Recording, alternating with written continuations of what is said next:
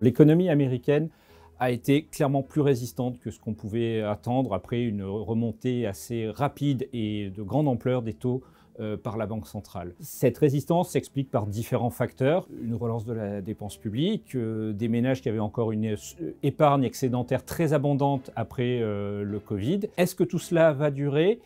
La question reste ouverte, car lorsqu'on regarde les déterminants de la consommation des ménages, on voit une réduction de cette surépargne. On voit également les chiffres d'emploi qui commencent à se dégrader par certains aspects. C'est vrai que l'économie américaine a beaucoup résisté, plus qu'on attendait en 2023. On a cru qu'elle basculait en récession en fait au printemps avec une dégradation de la plupart des indicateurs économiques. Et après, de façon un peu surprenante, l'économie s'est stabilisée, a même réaccéléré au troisième trimestre. Est-ce que ça peut durer ? On est assez dubitatif. On pense que dans le resserrement monétaire qu'on a eu, il y a beaucoup d'effets retardés et il y a beaucoup d'impacts qui vont apparaître progressivement pendant l'année 2024.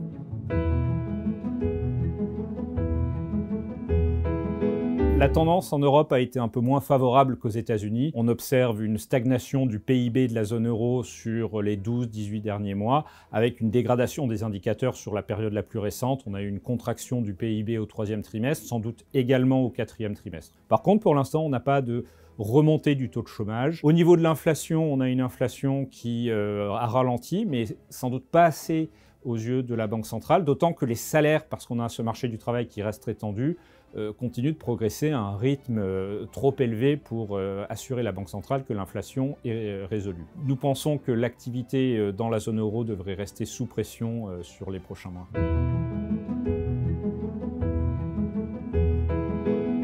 La Chine a un petit peu déçu en termes de croissance par rapport aux attentes de début d'année, où on pensait que la réouverture post-Covid allait redynamiser la croissance chinoise. La croissance en Chine reste sous pression à cause notamment du secteur de l'immobilier qui subit des ajustements de long terme. Le gouvernement prend des mesures de soutien, mais d'une ampleur quand même moindre que ce qu'on avait pu observer par le passé. Elles produisent petit à petit leurs effets, mais il ne faut pas attendre de réaccélération massive de la croissance en Chine.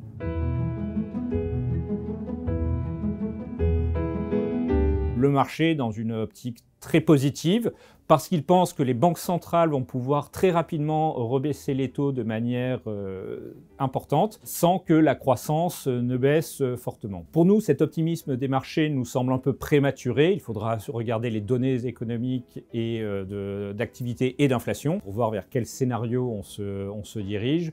Mais néanmoins, dans l'attente, il faut privilégier une approche et une allocation d'actifs un peu prudente sur les actifs les plus risqués.